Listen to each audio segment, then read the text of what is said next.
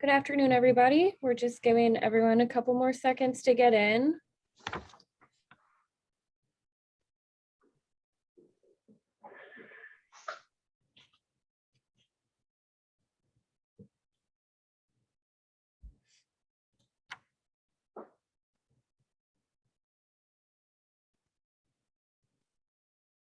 All right, good afternoon and welcome to today's zero-hour webinar series presented by the Berkeley Group.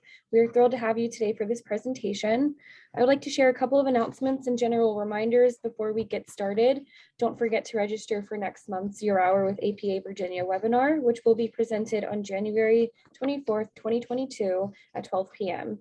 All information about our upcoming webinars can be found online at virginia.planning.org, as well as links to registration. All recorded webinars can be found on the chapter YouTube site, which is also linked on our website. We encourage you to submit questions throughout the presentation in the Q&A box at the bottom of your screen. When we move to the Q&A portion of the presentation, we will take your questions in the order that they were submitted.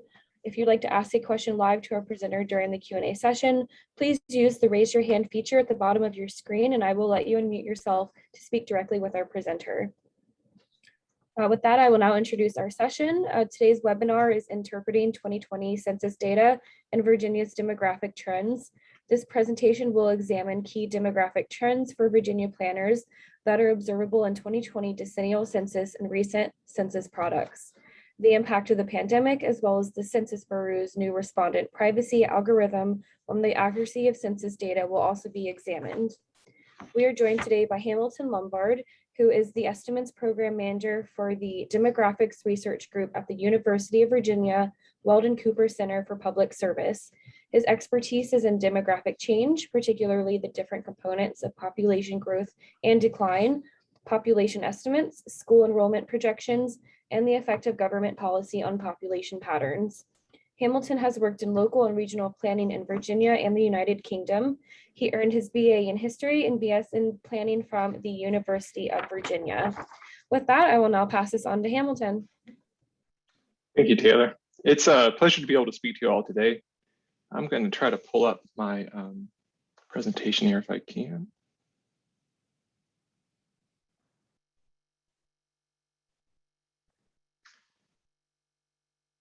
As Taylor mentioned, I'm going to try to cover two somewhat different things today. The first part of my presentation is going to be a little bit technical. I'm going to talk about the 2020 census and other census data products that I think might be useful to you all. The second part of my presentation, I'm going to talk a bit more about the general demographic trends that we can see in the 2020 census. I'm hoping that some of those trends will help put what you see in your counties and cities a little bit more into context. So there are two main data sources for the census that I think probably most of you all have used. Sometimes people don't realize they're actually separate data products. One is the American Community Survey. That's a very large survey that's done every year. Over a 5-year period, about 15% of the US population is surveyed. And that's very, very detailed. But it's only available really down to an area of about 5,000 people where it still stays accurate.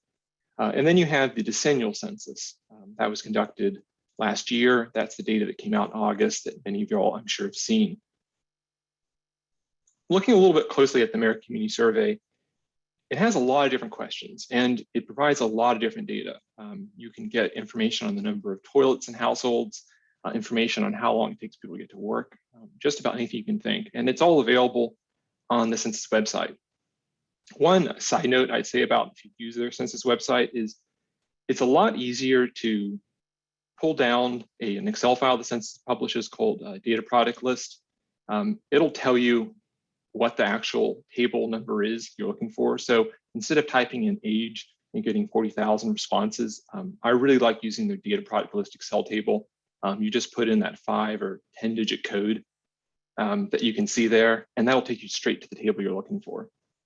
One thing I always say about the American Community Survey is, while it is really, really valuable, it's a survey. It's not a complete count, and there's always a margin for error. So I really recommend looking at the margin of error in American Community Survey data. This table here is for Bath County, Virginia. It has a fairly large population, it's over age 65. But when you look at the margin for error, it's 260 over about 965. It's very significant.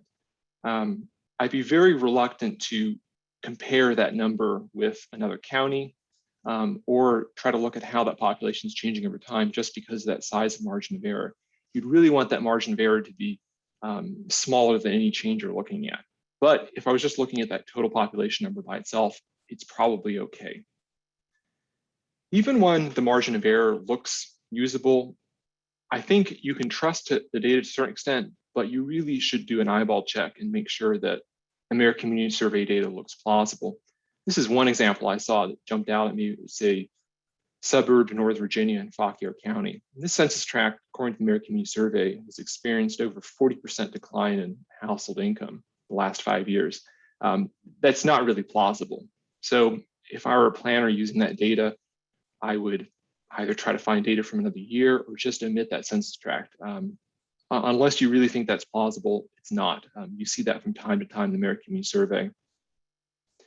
One other point I'd make about the American Community Survey is that while it's really valuable because it's sort of a one-stop shop, there are often other places, other data sources that provide higher quality data that you might be looking for. This is an exhaustive list, and I'm not going to go through all the examples, but just as a couple, the census has a small estimates division, and they actually produce every year county and state age estimates, which I find are more accurate and typically more current than the American Community Survey.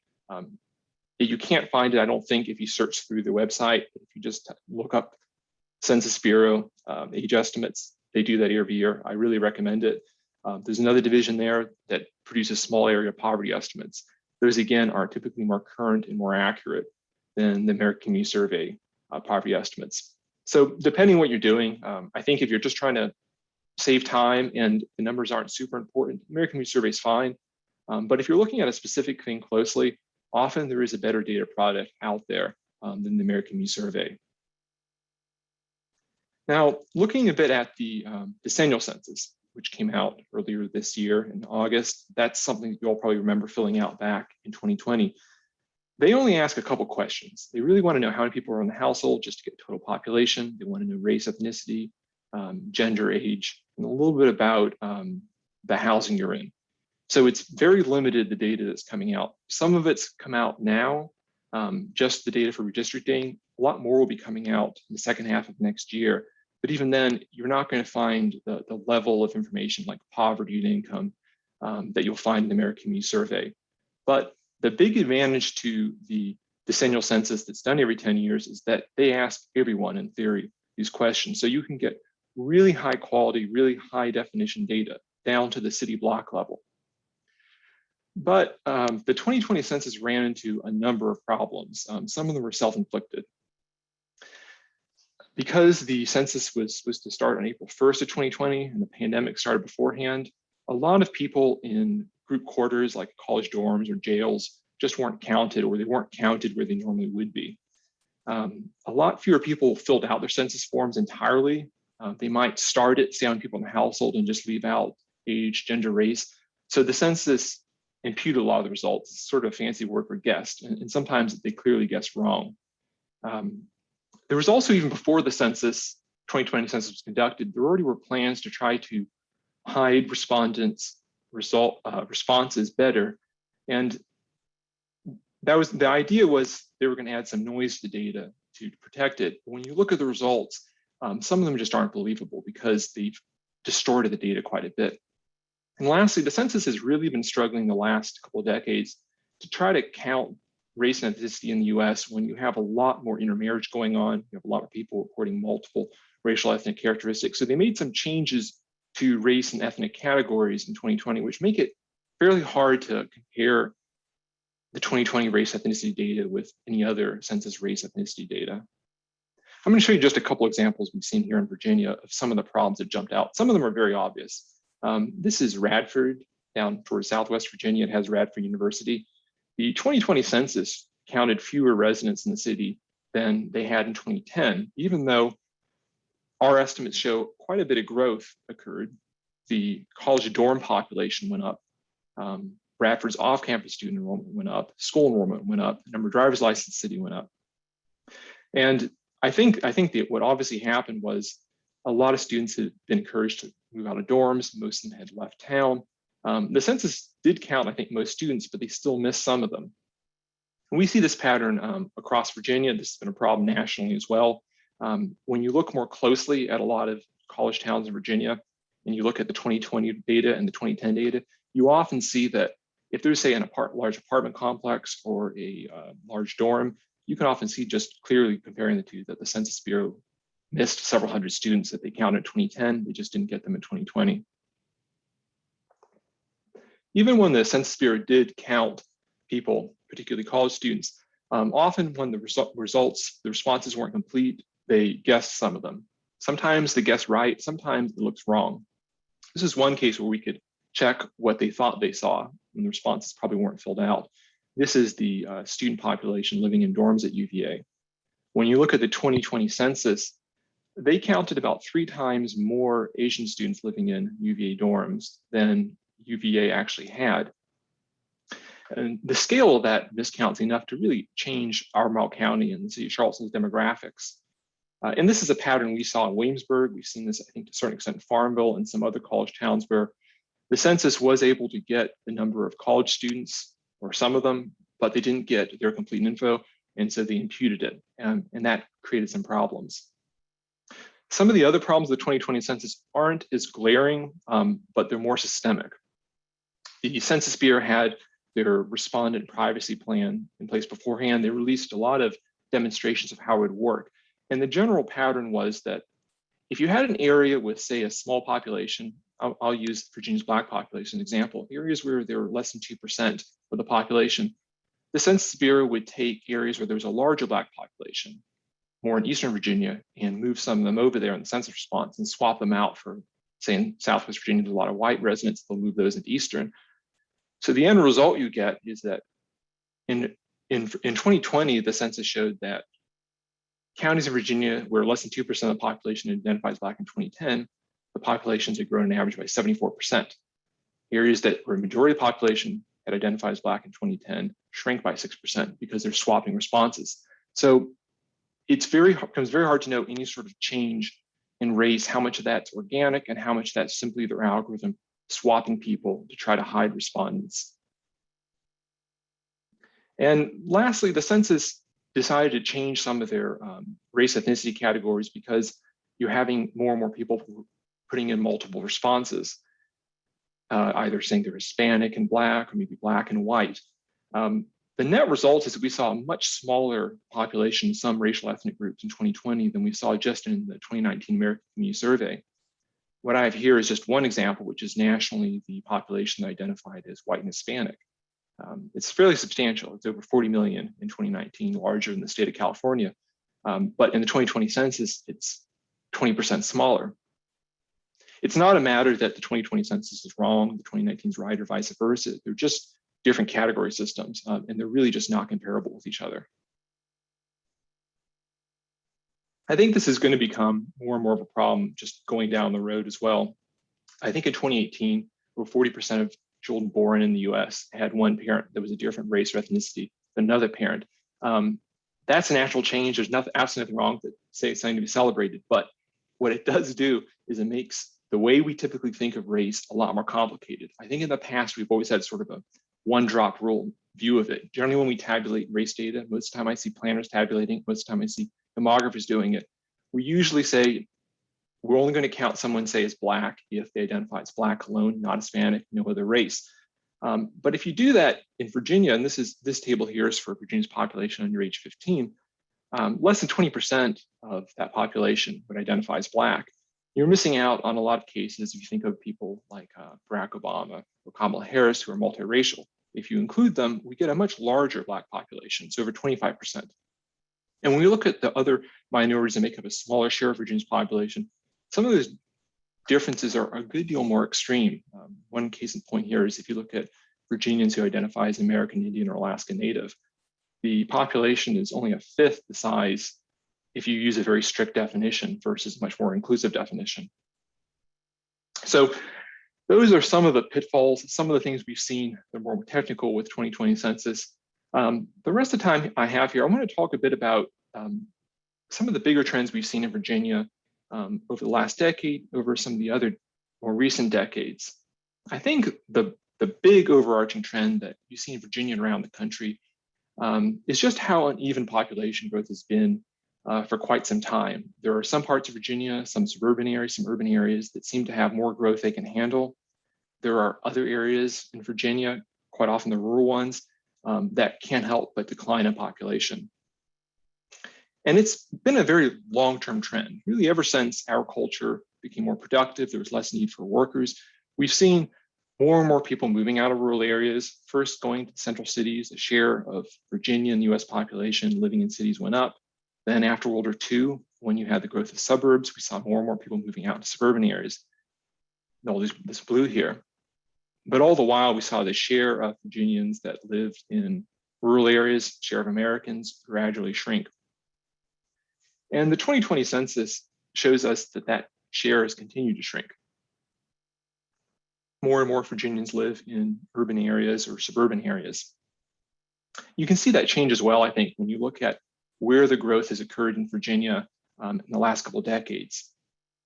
Growth has been overwhelmingly concentrated in Virginia's three large metro areas: Northern Virginia, which is the yellow here, Central, which is primarily Richmond and blue, and Hampton Roads, which is the sort of reddish color here.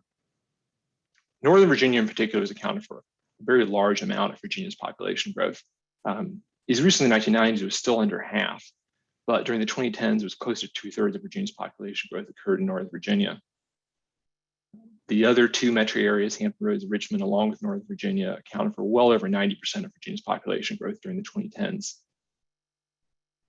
One other thing really worth noting when you're looking at this chart is how Virginia's overall population growth has really started slowing down just each decade, and then we've seen a pretty big drop off this past decade. That's particularly noticeable if you look at Virginia compared to the rest of the country. One of the defining demographic characteristics of Virginia for close to a century has been that the state's grown faster than the rest of the country. Ever since Virginia made the transition from being a mostly rural agricultural state to being an urban, suburban, service-based state, we've been growing faster than the US. But the 2020 census shows us that in the last 5 years of the 2010s, Virginia's population grew more slowly than the US for the first time since World War II.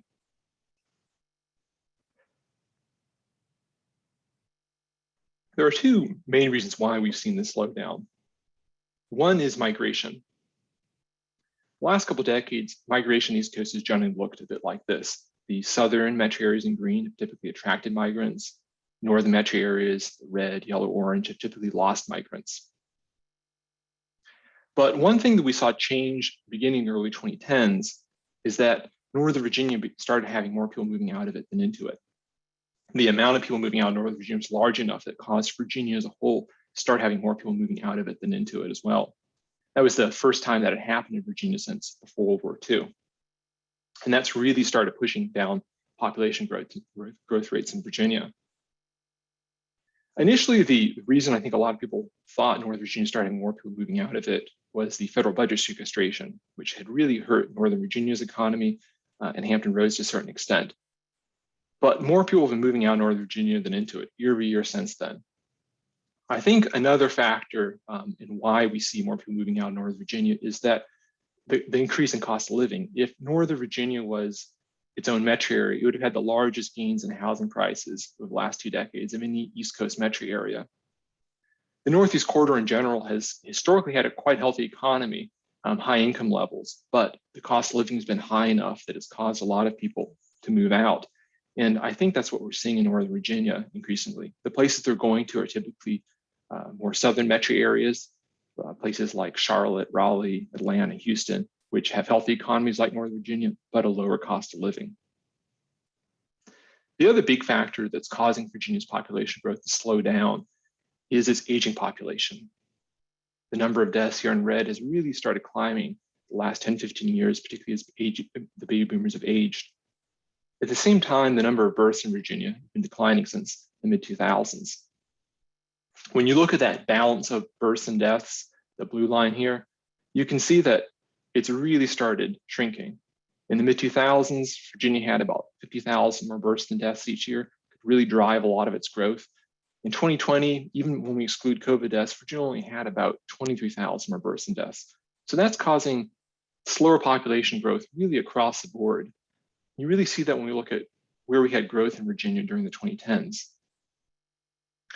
Population decline was more common in Virginia counties than population growth. The areas we had growth were typically up towards Northern Virginia, to a lesser extent Richmond, and somewhat about Hampton Roads. But when you get away from the big metro areas, you see a lot of population decline along Virginia's southern border, a lot along its western border. One point I think it's worth noting here is how the decline we see in population in Western Virginia is really part of a larger decline we see in population throughout Northern Appalachia, East Kentucky, and West Virginia. The same thing is true when we look at the steepest population decline in Southside Virginia. It's part of a larger population decline you see throughout the Roanoke River Valley going down to North Carolina. I think it also really helps putting this past decade's growth in context and decline is if we look at the same map from the previous decade, the 2000s, we see that population growth was a lot more widespread. It did follow a similar pattern, growth rates being stronger around Northern Virginia, Richmond, some at Hampton Roads, decline being and slow growth being more on the southern and western borders. But there was a lot more population growth. During the 2000s, I think 22 of Virginia counties declined in population. During the 1990s, I think it was 6. But during the 2010s, it was, I think, 50 of Virginia counties declined in population. So there's a lot more decline happening now.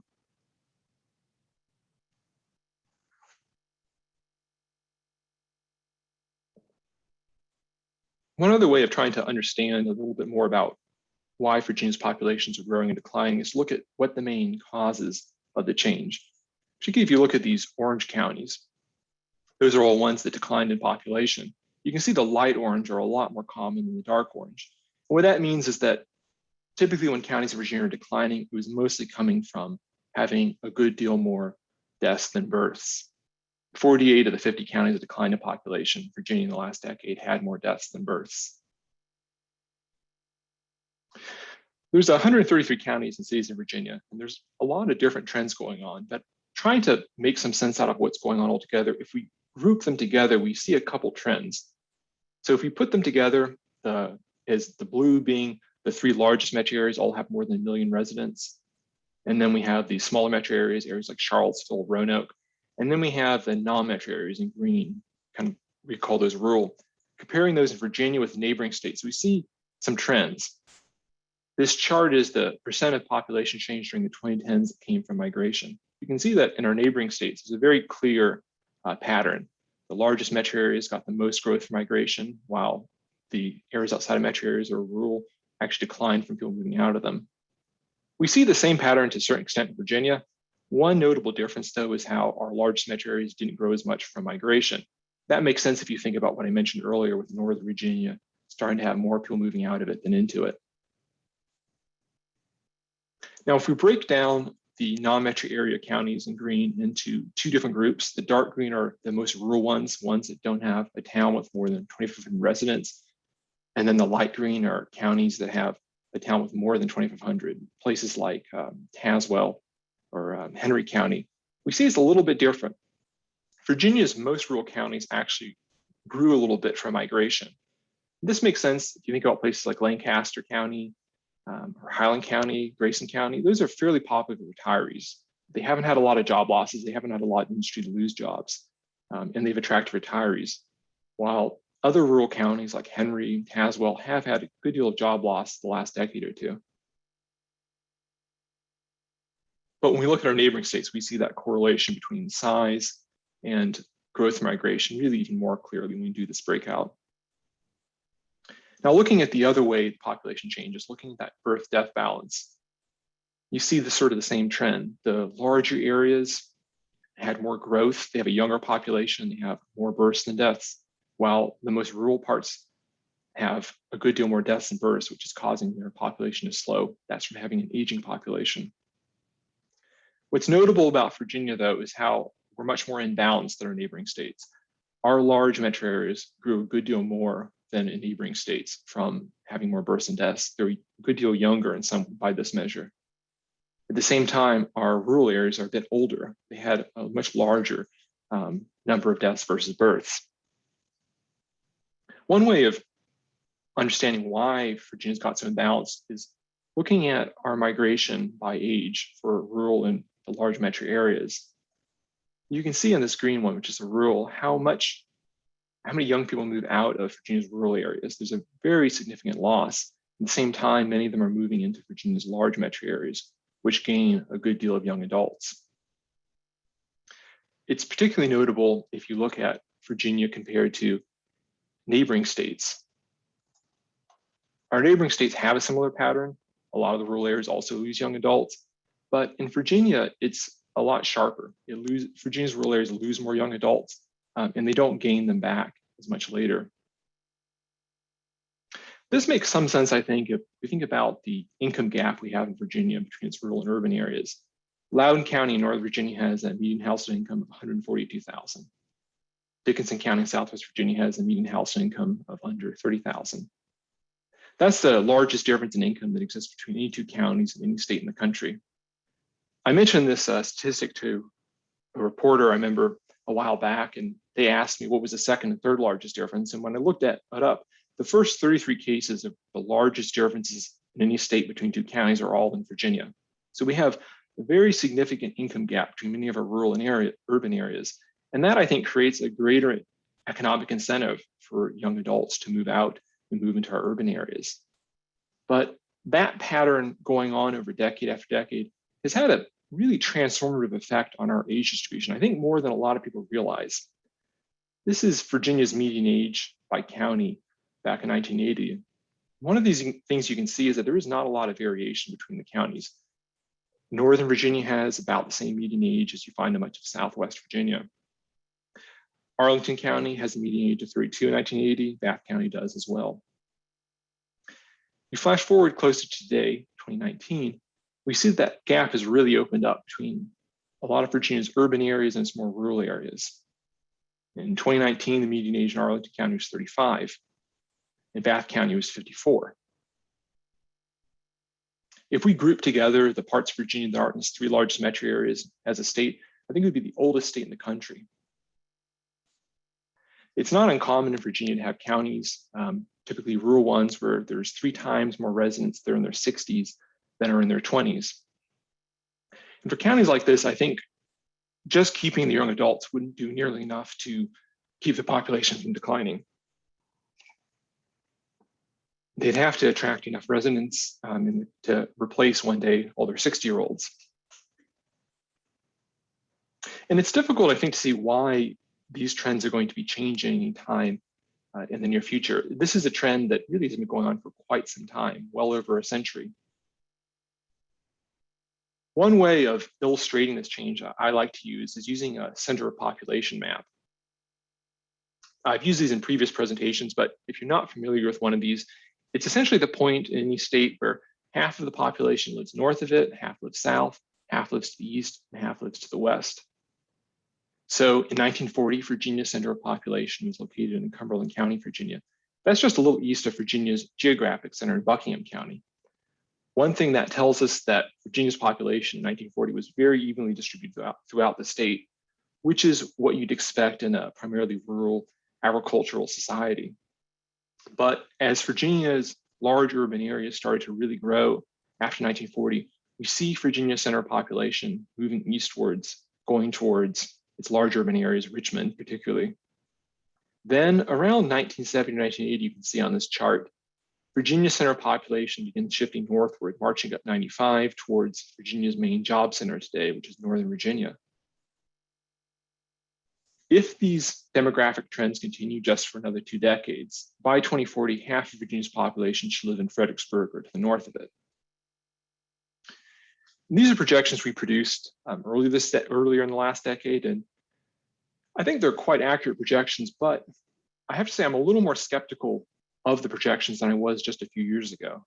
The pandemic has, I think, caused a lot of people to realize how much things can change, and demographic trends are no different. They do change over time. If someone were giving this presentation, doing my job to you all 100 years ago, I wouldn't be talking about Northern Virginia. What we'd be talking about is Southwest Virginia. Southwest Virginia was Virginia's most dynamic region. It was growing the fastest. It certainly had the most modern economy. It was one of the wealthiest as well. If someone had asked a demographer, an economist 100 years ago what Virginia's future looked like, I think they would have pointed at Southwest Virginia the same way someone would point at Northern Virginia today as something the direction Virginia is going in. About 2 years ago, my office was spending a lot of time looking through different demographic data for Virginia and around the country and trying to think about what trend might have the biggest impact on Virginia in the 2020s. And the one trend that really jumped out at us, it didn't take any sort of crystal ball, was that even before the pandemic, the incredible growth in the number of Virginians who are working from home really had the potential to change Virginia's demography significantly. In the 3 years before the pandemic, the number of Virginians working at home grew more than it did during the 2000s. The number of Virginians working from home before the pandemic was not much smaller than the number of people who were working in manufacturing. If we grouped Virginians who worked at home together as an industry before the pandemic, it would easily have been Virginia's fastest growing industry. So before the pandemic, Northern Virginia was already clearly growing rapidly, and there was already a significant number of Virginians who were working at home. This is true nationally as well. The reason why we thought the shift to working from home could have such a big impact on Virginia's demographics, where we see population change, where we see decline, is working from home has the capability of turning this big demographic trend we've seen for over 120 years, people increasingly living near major employment centers, has the capacity to take that trend and turn it on its head. If you're working remotely, how close you are to your office just doesn't matter as much as it did before. It matters, but just not as much. And if we look at where Virginians were working remotely before the pandemic, we see that. The largest concentrations of Virginians and Americans who work from home wasn't near big employment centers. It wasn't in a place like Loudoun County or Fairfax County. The highest rates of telecommuting before the pandemic were typically out in smaller rural counties, often ones popular with vacationers. Counties over along the Chesapeake Bay, we see that in the Outer Banks, or in the Blue Ridge Mountains, areas like Asheville, in Virginia as well. Nelson County, over on the Blue Ridge, which has the Blue Ridge Parkway, the Wintergreen Resort, had the highest rate of telecommuting in Virginia before the pandemic. Close to 1 in 8 workers were already working remotely before the pandemic.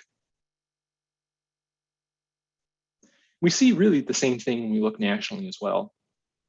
This is the top 10 metro areas with the highest telecommuting rates in 2019.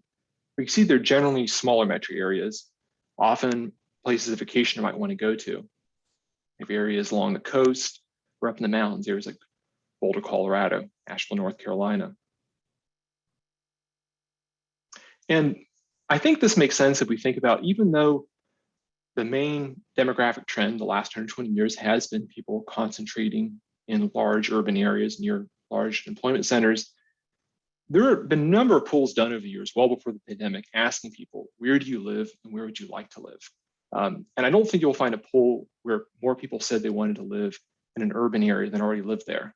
Most people typically have said, if they had the option, they would like to live in lower density areas. There's a lot more people who say they live in big cities than would like to live there. There's a lot fewer people that live in small suburbs or in rural areas than would like to live there. And we see the same thing when we look at migration data for retirees. Retirees are the one group that really aren't terribly concerned about living near major employment centers. They're much more likely to move out into suburbs of small towns or rural areas than they are to move into big cities. Telecommuting has the potential to allow a lot more people, particularly young adults, to live where they want to. The best estimates I've seen are that about 20 to 25% of the work will be done remotely after the pandemic. If a small share of those telecommuters relocate into rural areas, the impact would be significant. I think one thing people often miss when they're thinking about the future of work and population change in telecommuting is that there's going to be a multiplier effect with telecommuting. It's not just going to be the telecommuters who will be relocating. It'll also be the people who provide them services, whether it's dentists, plumbers, doctors, mechanics. If enough of their customers are moving somewhere, you're going to find businesses following them. This is exactly what we saw with suburbs after World War II. Initially, they were just a bedroom community, just housing. Eventually, we started having offices moving out there. We started having shops move out there. I think it's important to say, though, that I don't think this is going to be any sort of situation where it's going to be a rising tide lifts all boats. It's not that cities are going to empty out and rural areas are all going to grow. It's going to be a mixed bag. That's exactly what we saw before the pandemic. Some areas were very attractive to telecommuters and some areas weren't. I think places that are going to grow from telecommuting are probably going to have a couple characteristics in common. One that goes, I think, without saying is just access to good internet. One that people maybe don't think about as much is transportation. People are still going to need to be able to get to the office once or twice a week, several times a month. So places that will probably see growth in telecommuters are going to be areas that are where it's not that hard to get into a major employment center. There's a decent highway somewhere nearby, there's a good rail station, maybe a good airport. And then the last feature I think you're going to find most will have in common is they're going to be attractive places, probably places that were attractive to vacationers before the pandemic. Now more of them can actually just live there. Places like Nelson County, some of the Bay Area counties are probably going to attract good telecommuters. I think the best way to think about telecommuting is really thinking of it as an extension of what we saw after World War II with the growth of suburbs. The same way interstates allowed more and more people to live further from their place of work, which fueled so much of the growth we had in Virginia in the post-war era. I think the internet and telecommuting is going to allow a lot more Virginians to live even further out from their place of work. And that's going to have a transformative impact, I think, on most of Virginia's communities. Thank you. All right, so we're going to start getting through some questions. We've got quite a few good ones. Oh, good. All right, we'll start with Al. He had the first question: how will Virginia's decision to assign prisoners to their home location instead of the location of the prison where they are incarcerated be treated for each location's population by the Weldon Cooper Center? We are going to continue doing what we've done in the past. We're going to count prisoners where they're in prison, unless the state tells us otherwise. That was for voting. If that could change, I suppose, if somebody told us to, but we do that actually already. I have to say, though, we do school age population estimates, and that is a requirement for that we take juvenile offenders and do relocate them by geocoding their addresses. But I haven't heard anything about that with the prison population. I think also the census and the American Community Survey won't do that either. So as far as I'm aware, that should be limited to the voting data. Great. Next question from Doug. When looking at ACS data, is it useful to look at the same data for the same geography over time to get a sense of its accuracy? Example given, looking at tract level housing or population, if ACS trends are similar over several years, should that indicate the data is accurate? I think so. I think that's a great way of comparing them. I think I would feel comfortable using 1 year if I was using a lot of them, but definitely when you see something that looks unusual or you want to confirm it, that's definitely the best way, is pull multiple years. If it's showing that trend over multiple years, they're clearly picking something up that's valid. The ones that are inaccurate are usually when you see the median household income, say, is 40,000, 41, 42, and also it's 55. That's when you have to start wondering if that's not odd. And you might want to wait to get another year's worth of data before you really trust it. Okay. And then Sue, she said, if they are guessing on population by looking at them, then how can they make sure that they are correctly assigning them? It's very complicated how they guess the imputation part. And what I'm referring to is the example I showed with the University of Virginia, where they showed 3 times more Asians. I'm assuming that's what she's referring to. There's a couple ways they do that. Worst case, it's a wild guess and they're just randomly applying it. What they do try to do is figure out, based off of the student's name, if they have them in any sort of other federal record, like Social Security, Medicare, Medicaid, and try to see if there's a race ethnicity characteristic there they can apply. From looking at a lot of the examples, it does look like they made a sort of a wild guess, just saying that maybe a certain share of the population at UVA is Asian, therefore the population of the dorms is that as well. They haven't been very clear what's happened. I think in Williamsburg, I don't remember what the number is, but they showed the number of, I think they showed the number of Black residents doubling. And what that was is I think they quadrupled the number of Black William and Mary students. Again, I don't know how they got to that. It does look like they're doing some sort of random guess. Okay. And it looks like several people want to know if this PowerPoint will be available. A lot of people are working on their comp plans. Yeah, I'm happy to share it. And if you're looking through this, I have my email up there. You can share that my email's in there. You're welcome to shoot me an email if you see something in there and say, is this data available for my locality? I probably have it. I'm happy to share it with you all. Awesome. Michael wants to know, he said, what is the best estimate of the % of jobs can be done remotely? It's tricky because there's a difference between what can be done and what employers will allow. And I think that's really where the debate has been about remote work. I've seen estimates well over a third. And in Virginia particularly, it's very different. We have a lot of white collar jobs in Richmond and DC. I've seen estimates in DC that most work not only can be done remotely, but most probably will be done remotely. So it's going to vary. It seems like the estimates I've seen, there's a guy, I'm blanking on his first name, Bloom, he teaches at Stanford. He's really been the expert in working remotely before the pandemic. And he's done a number of surveys of bosses and also employees asking how much do you think will get done remotely? And his estimates have really just every month gone up and up and up, expecting more and more. I think as the pandemic's dragged out, people have adapted to working remotely. A lot of people found it works better for them. A lot of people can't stand it too. I've enjoyed giving this webinar, but I would say, while it has its conveniences, giving the presentation in person also has a big advantage, but there's a lot of work that can be done remotely. I think the best numbers I've seen really are around 20–25%. Craig wants to know, is there any advantage or preference in using ACS 5-year data versus 1-year data? If you are fortunate enough to live in a large locality where you have the 1-year data and you're just looking at the locality versus other localities, I think the 1 year is pretty good. The thing you're going to run to the 5-year data is that in theory it's more accurate because it's a larger sample size even for large metro area. It's conducted over 5 years and things could have really changed within that period. The problem with the 1 year though is it's not comparable really with the 5-year. And so even if you're in a place like Alexandria and you want to go down and look at different neighborhoods, well then you're looking at 5-year and you can't really compare that with a 1 year because they're different surveys. So the 1 year is nice to have. But I think generally speaking, the 5-year, I see so many people using even large ones just because it's only comparable with other 1 year ones. Okay. And then Vlad says, do you have any data on the ages of current telecommuters? Are these more millennials or boomers? Data on telecommuters is really, really difficult because really all we have that's reliable is pre-pandemic.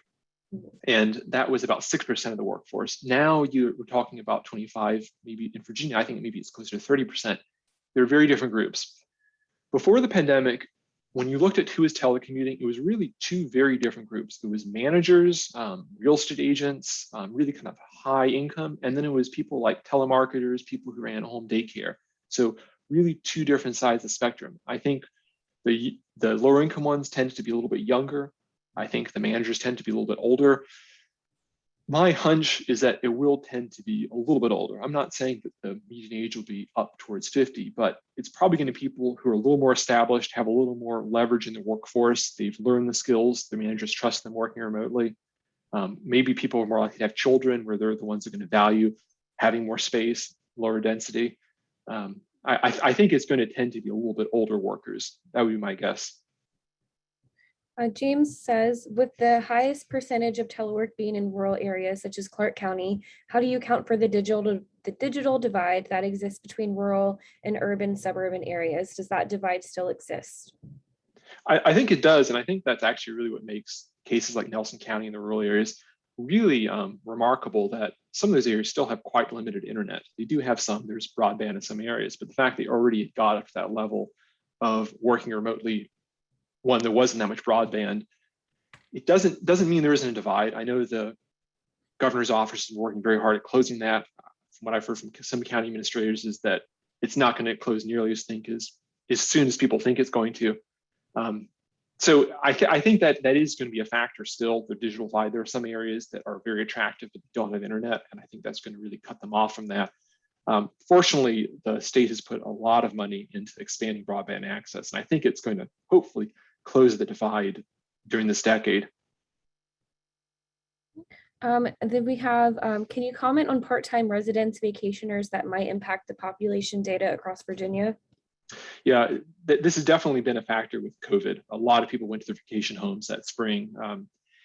It's tricky because it seems like a lot of them didn't necessarily respond. I've seen on the national level, there's been a general trend. Areas that had a lot of vacationers, areas like Cape Cod, some areas in Florida, had larger numbers than we would expect in the 2020 census.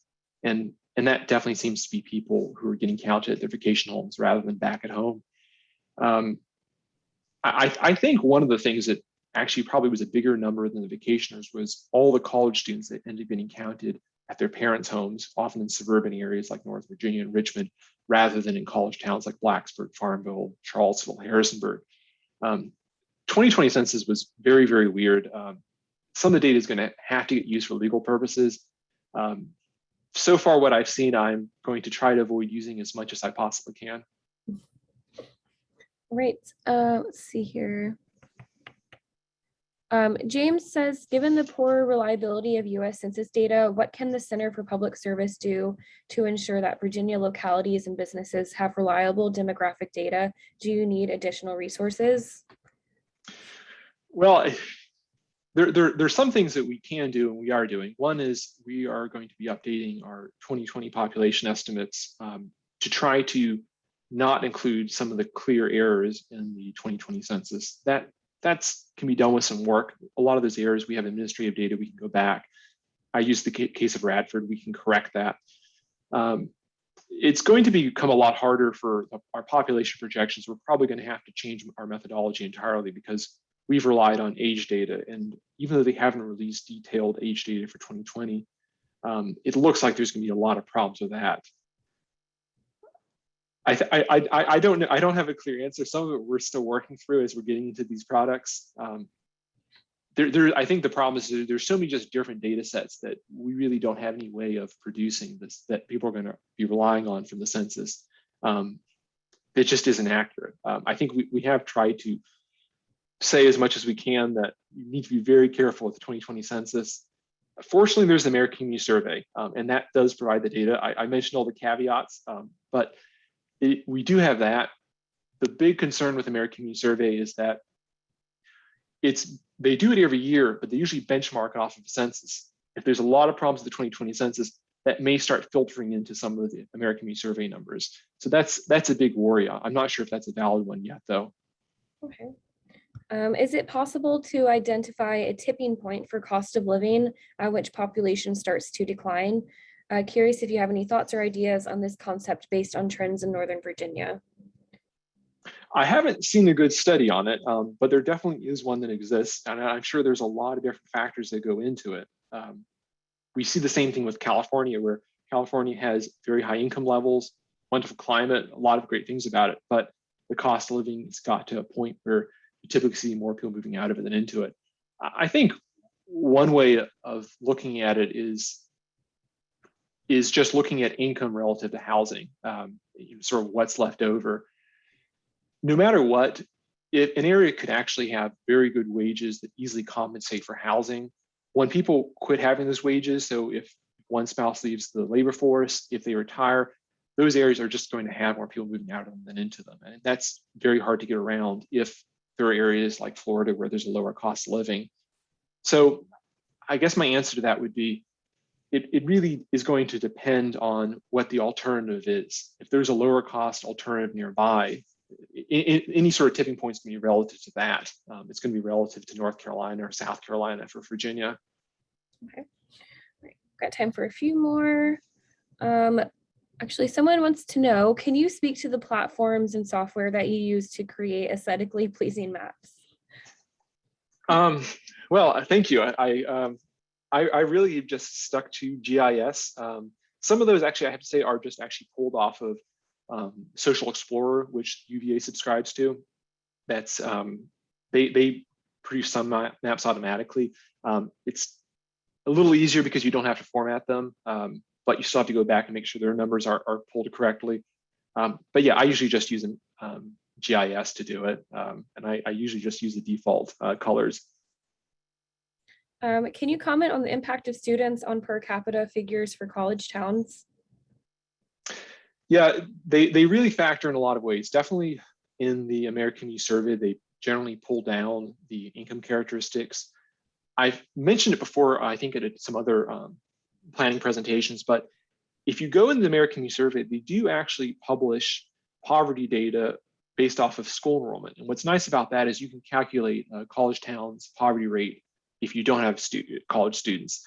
There are definitely college students in poverty, but if you want to just get a non-college student one, that can really change some of the poverty numbers.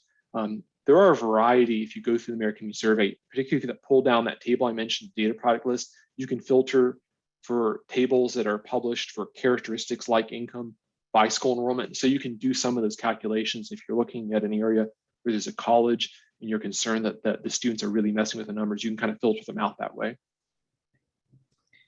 Could you explain a bit more about what you meant by swapping out populations to maintain privacy of respondents?